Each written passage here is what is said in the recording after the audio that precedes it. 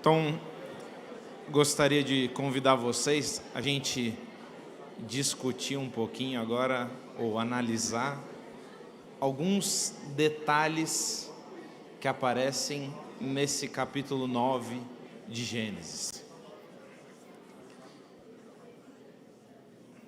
Então, se a gente fosse dividir o capítulo 9 de Gênesis em blocos, basicamente esses blocos seriam, não sei se vocês perceberam, uma certa mudança de assunto de uma parte para outra. Primariamente, olha só, pegue sua Bíblia aí, dê uma olhada, até o versículo 7, parece que há um tema, ou parece que há uma menção mais direta a algum texto específico. Depois até o 17, e depois do 18 até o final. Então, basicamente, Gênesis 9 pode ser dividido em 3 blocos. Não sei se vocês repararam, mas esses 3 blocos do capítulo 9, eles ecoam assim, fortemente, os 4 primeiros capítulos de Gênesis. Várias palavras, várias menções, várias expressões que te lembram diretamente Gênesis 1, Gênesis 2, alguns Gênesis 3 e até em alguns momentos, menos do que os outros capítulos, Gênesis 4. Olha só, e eu queria te convidar a dar uma olhada em alguns ecos a esses capítulos anteriores. Primeiramente, desse primeiro bloco, que vai até o capítulo 7. Olha só, informação isso daqui, tá? Gênesis 9:1 diz sobre Deus abençoar Noé e seus filhos. Se você vai para Gênesis 1:28, Deus abençoa Adão e Eva. Outro detalhe, 9:1 diz para crescer e multiplicar, ser fecundo, multiplicai. Isso aparece também em Gênesis 1:28. Em Gênesis 9:2, outra informação, é dito, essas expressões, aves do céu, animais da terra e peixes do mar. Isso te lembra, ou pelo menos ecoa diretamente, Gênesis 1:28. De novo, aves do céu, animais pela terra e peixes do mar. Outros ecos ainda desse primeiro bloco. Em 9:6, lembra, vai até o 9:7, diz que o homem é imagem de Deus. E isso ecoa capítulo 1, quando é dito que o homem é feito à imagem e semelhança de Deus. O que a gente vê aqui em Gênesis 9, pelo menos no início, nesse primeiro bloco? Nós vemos Moisés, ao escrever esse capítulo, ele quer que você se lembre diretamente do contexto da criação. Diretamente. Lembre-se da criação. Por quê? Porque aqui há uma recriação. Vejam, tudo do zero, de novo, de um único homem. É interessante, um parênteses, né? A tradição judaica fala, por que de novo de um só homem, né? Tem vários motivos, mas eu acho curioso esse que eles colocam. Fala assim, para ninguém depois de falar para o outro, porque o meu pai era superior ao seu. Não, o meu pai era superior ao seu. Não, todos de novo, vindos de um só homem. Noé e agora seus descendentes, seus filhos. Mas não existem só alusões perfeitas, fechadinhas, redondas. Existem alusões que aparecem com certas diferenças. Por exemplo, vocês perceberam que em Gênesis 1 é dito que o homem teria domínio sobre os animais, certo? Lembram disso? Vocês estudaram Gênesis 1. Gênesis 9, o que fala que os animais teriam do homem? Pavor e medo. Isso não aparece em Gênesis 1. E é interessante que esse pavor e medo ele está associado a muita coisa, mas, inclusive, um dos motivos é o quê? O que justamente aparece na sequência do versículo que fala de pavor e medo. Antes, Deus dá, e essa é outra diferença, Deus dá de todas as ervas, dos frutos, das plantas, para o ser humano se alimentar. E agora, em Gênesis 9, é um texto que para muitos até é complexo, né? Dá o que além de tudo aquilo? Todos os animais que se movem sobre a terra. Uma diferença. Como entender essa todos os animais? A gente conhece Levítico 11, a gente sabe que não são todos os animais, segundo Levíticos, capítulo 11, que devem ser comidos, ou que podem, ou que são permitidos de se alimentar. E aqui em Gênesis 9 diz, de todo animal.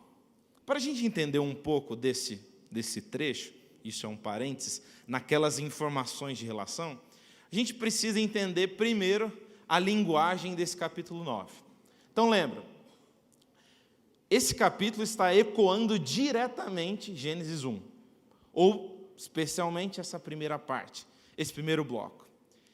De cara, uma coisa é nítida, e a gente, às vezes, com a mentalidade pré-concebida de muita coisa, a gente acha que o texto está querendo dizer alguma coisa que não está querendo dizer. Antes de mais nada, esse texto, onde fala de todo animal que se move, ele está basicamente ecoando uma linguagem de Gênesis 1. Lembra que diz toda erva? Aqui também, todo animal que se move. Então, primariamente, é uma questão de linguagem. Todo, toda. Mas não só isso. Como entender a questão teológica da coisa? Se Levítico 11 fala que existem animais que devem ser permitidos para alimentação e animais que não devem ser permitidos.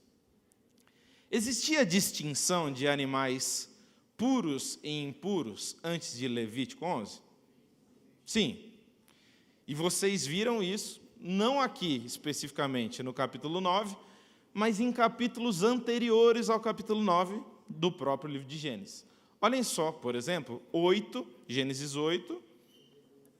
Então, abram aí, Gênesis 8, versículo 20. Olha o que é dito. Levantou Noé um altar ao Senhor e, tomando de animais limpos e de aves limpas, ofereceu holocaustos sobre o altar. Então, já há uma distinção de animais limpos e animais não limpos, impuros. Mas essa distinção não aparece só aqui. Aparece com mais clareza ou mais desdobramentos no capítulo 7. Olhem lá. Na verdade, do 7, do versículo 1 até aproximadamente o versículo 10, é dito também de uma distinção de animais limpos e animais não limpos, impuros.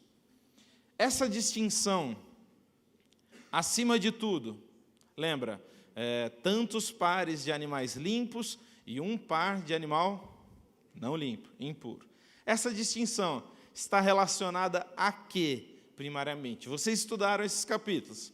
A quê? Essa distinção, impuros e puros, está relacionado no texto, antes de qualquer coisa, à alimentação, em Gênesis, até agora? Não. Não que não esteja de verdade, mas o texto fala sobre a questão da alimentação associada a essa diferença de animais? Não. Ele fala sobre o quê? Sacrifício. O sacrifício. Então, os animais são distintos, puros e impuros, relacionados àquele que deve ou não estar no altar de sacrifício. Isso é interessante, porque quando a gente vai ver as leis de Levítico, elas, basicamente, o que acontece é o seguinte: todos os animais propícios para o sacrifício são animais que também são permitidos para alimentação. Não necessariamente todo animal puro serve para o sacrifício, mas todo animal do sacrifício é permitido que se coma. Outro detalhe curioso, mais da estrutura do capítulo 7, juntando com o 8 e 9. No capítulo 7, de cara, a gente tem assim, instruções quanto a animais puros e impuros. Noé entra na arca, então coloque aí, vamos supor, A, instrução de animais puros e impuros. B, Noé entra na arca. B', é o tema seguinte aqui no capítulo. Noé sai da arca. E logo que ele sai da arca, qual que é o próximo tema? O que comer e o que não comer. E parece que existe um paralelo entre o que comer e o que não comer, e aquela instrução de animais puros e impuros. Isso faz com que um paralelo muito interessante surja, que é o paralelo seguinte, do altar de sacrifício e da mesa. O que pode ir no altar, pode ir na sua mesa.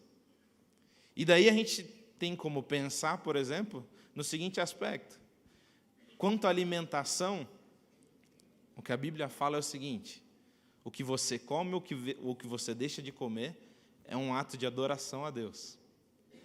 E daí você começa a lembrar de várias histórias, como, por exemplo, a história de Daniel, onde o rei Nabucodonosor vem e determina o que ele e os amigos têm que comer.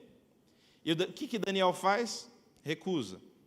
Ele recusa por quê? Porque saiu na semana passada um artigo científico dizendo que aquele alimento fazia mal para a saúde? Não, não é por isso.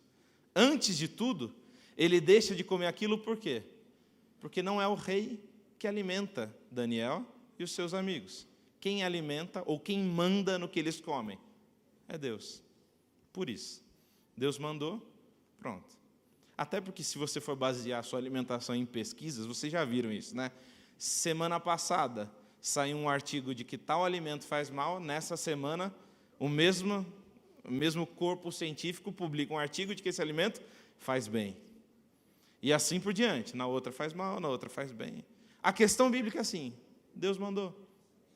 E essa questão da alimentação de animal, no capítulo 9, já faz um elo, não sei se vocês repararam isso, como a questão do animal faz um elo com um detalhe específico.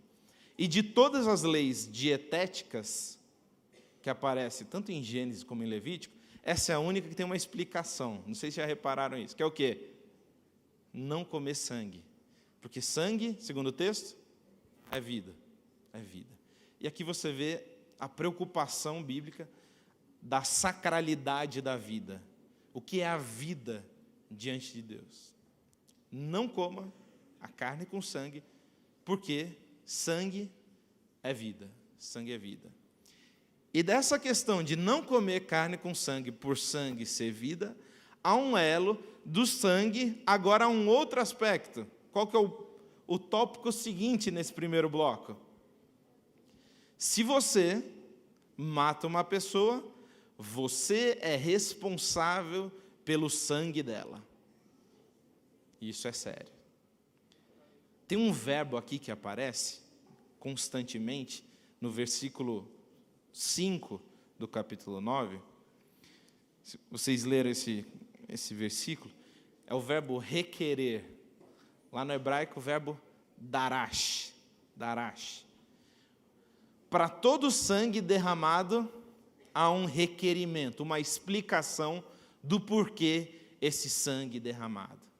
Esse sangue foi derramado. E é interessante que nesse mesmo versículo, há uma expressão, essa expressão aqui, sim, da mão do próximo de cada um requererei a vida do homem. Essa mão do próximo, no hebraico lá, a tradução literal, o ahiv, é a mão do seu irmão. Olha o que o versículo está falando.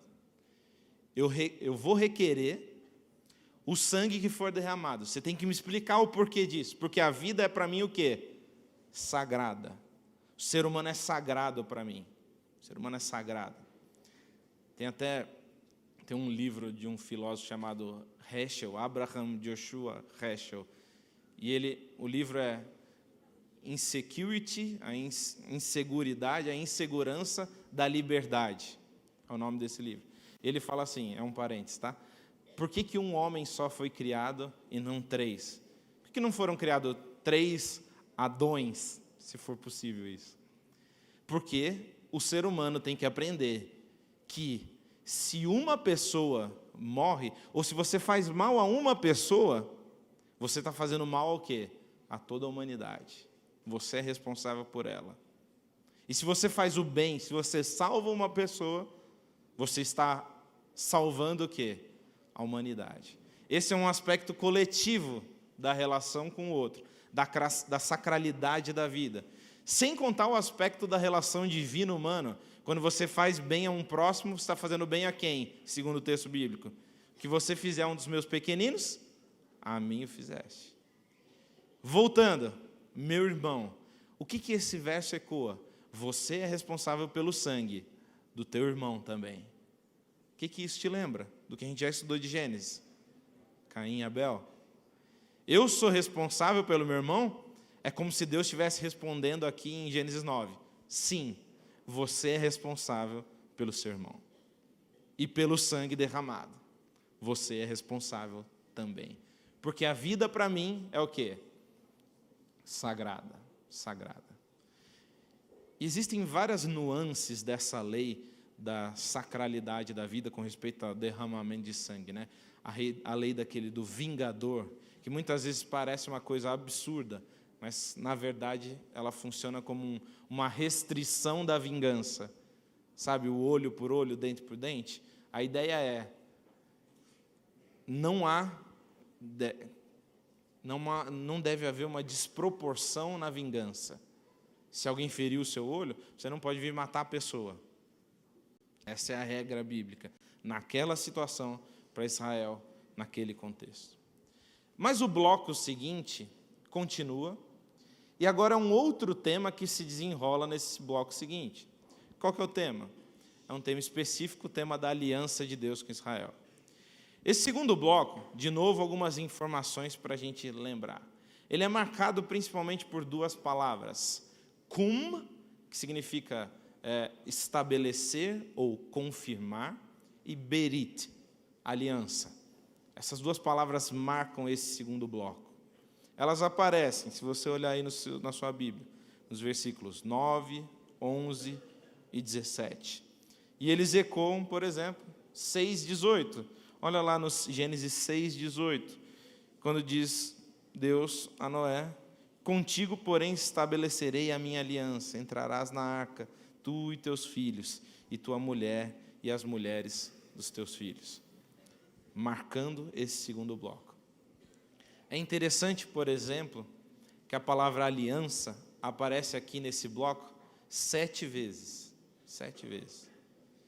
E é curioso como o bloco anterior parece, e deem uma olhada depois com calma, que a temática dele está voltada principalmente a uma relação direta com o 6º dia da criação. Criação do ser humano, a sacralidade da vida, o que comer, o que não comer, o que eu dou para você de alimento. E esse bloco seguinte, olha só, 7 vezes a palavra berit, poxa, uma ênfase curiosa no número 7, mas não só isso. Nesse segundo bloco aparece o quê? Como sinal dessa aliança que Deus faz com toda a humanidade, há um símbolo. E esse símbolo é qual?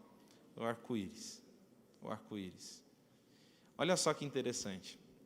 Essa expressão, sinal da aliança, aparece só para 2 coisas, ou em 2 contextos na Bíblia inteira.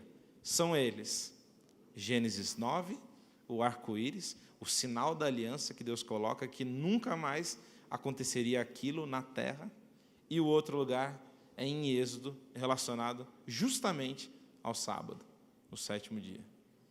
Justamente essas 2 situações. Deus fazendo uma aliança com a humanidade.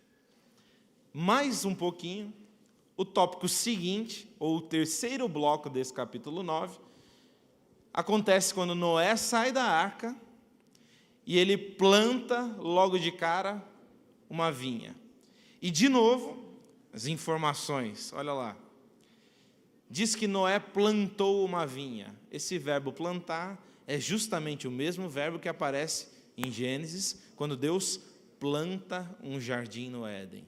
Aqui, no versículo logo inicial desse 3º bloco, onde fala que Noé sai da arca e trabalha na terra, diz que Noé era um lavrador.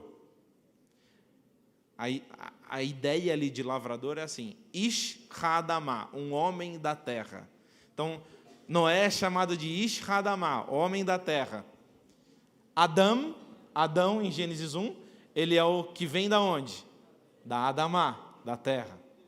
Estão vendo a associação? Não só isso, olha só, mais detalhes. Por exemplo, a palavra Essa palavra, inclusive, a gente viu no capítulo 3, quando a gente estudou juntos. Betor, no meio, dentro. Essa palavra aparece em Gênesis 1 e em Gênesis 3, com respeito à árvore, 2 e 3, com respeito à árvore no meio do jardim. E aqui aparece Noé no meio da sua tenda, dentro da sua tenda. Outra palavra, ver. A mulher, em Gênesis 3, vê aquele fruto e fica atraída por aquele fruto. Aqui, Cam, um dos filhos de Noé, vê aquele fruto, vê o pai, confundindo as histórias, vê o pai naquela situação completamente degradante, e ele vai e conta para os irmãos. E os irmãos, aparece o verbo de novo, não vêm, tentam se esconder. Esse é um episódio muito interessante aqui, da vida de Noé, né? Nesse episódio a gente vê claramente que o ser humano é o mesmo. E para mim, esses elos de Gênesis 9, com Gênesis 1, 2, 3 e 4, eles deixam claro uma coisa. A questão é a seguinte: em Gênesis 9, há nitidamente uma recriação do mundo. E como isso é interessante? Por que isso é interessante? Vejam só comigo o fim do capítulo 8. Os 3 últimos versículos do capítulo 8, acabou o dilúvio. No versículo 20, Noé sai da arca, levanta um altar, faz um sacrifício, Deus se agrada daquele sacrifício, e é dito lá na sequência: não tornarei a amaldiçoar a terra por causa do homem, porque é mau o desígnio íntimo do homem desde a sua mocidade. Nem tornarei a ferir todo vivente, como fiz. Enquanto durar a terra, não deixará de haver sementeira e ceifa, frio e calor, verão e inverno, dia e noite. O filho de Noé se agrada daquela situação degradante do pai e vai e ainda conta para os irmãos. Os irmãos agem diferente. E aquilo foi duro aos olhos de Deus. No fim das contas, a gente vê Deus falando o seguinte: a humanidade é a mesma depois do dilúvio. Sabe aquela ideia que a gente tem às vezes de o dilúvio mudaria a percepção de qualquer um? Eu sou um pecador, mas depois de uma situação miraculosa como o dilúvio, poxa, agora sim, agora eu tenho uma vida completamente nova. Eu não sou o mesmo. Realmente, Noé e sua família não seriam os mesmos depois do dilúvio. Eles aprenderam muito. Mas a natureza deles depois do dilúvio é diferente da natureza deles antes do dilúvio? Nem um pouco. E Deus fala: é mau o coração de todo homem. E esse capítulo 9 de Gênesis, com esse fim do capítulo 8, ele indica para mim um tema que é um tema claro aqui em todo o trecho. E é um tema relacionado a uma palavra bem desgastada ultimamente, que é a palavra esperança. O que acontece? Não há esperança para a humanidade. Deus olha para a família de Noé, quando sai da arca, eles fazem um sacrifício. Noé, o homem justo e íntegro, e ele fala: qual que é a conclusão? É mau o desígnio do coração do homem. Não há esperança na humanidade em si. Não há, não tem jeito. A esperança para a humanidade tem que transcender a humanidade. Se existe alguma esperança para o mundo, essa esperança não está no mundo. Ela está além do mundo. E essa esperança está basicamente no que Deus faz. Deus salva Noé e sua família não porque Noé era justo e íntegro. Noé era justo e íntegro. Mas ele salva porque ele age com graça. graça. Somente por isso. Porque Ele ama. Essa é a raiz ontológica do mundo, né? É o motivo da existência do mundo. Nós não existimos porque nós merecemos existir. Nós existimos porque Deus age com graça. E Ele permite com que nós existamos. Ele permite. E tudo funciona na base do amor. A esperança que existe para a humanidade depois do dilúvio, segundo Gênesis 9, não está na humanidade em si. Você não vai ficar melhor e vai construir um mundo melhor. A gente tem que lutar para construir uma sociedade melhor. Mas saiba, você não vai solucionar o problema do mundo. O problema, a resolução para o problema do mundo não está no mundo. Está onde? Em Deus. E é essa a esperança que Gênesis 9 fala. Uma esperança que transcende a desgraça do mundo, a desgraça da humanidade. É uma esperança que está além da humanidade, não na humanidade. Nós devemos, nessa ideia, repousar não no que nós podemos fazer, mas no que Ele faz, no que Deus faz. Essa é a essência do capítulo 9 de Gênesis. Essa é a essência do que seria uma percepção bíblica da esperança. A percepção bíblica de esperança nasce não de um movimento ou uma ação humana. A percepção bíblica de esperança nasce de um movimento, de uma ação divina. Por quê? É mau o desígnio do coração de todo homem. De todo homem. Você pode até achar que você está melhor do que você era antes, mas Deus vai olhar para você e falar: seu coração, Lucas, é mau, é mau. Mas, mesmo assim, e essa é a beleza do capítulo 9, eu me comprometo ao quê? Te dar uma oportunidade. E essa oportunidade é o quê? Uma recriação, um coração novo, um coração puro.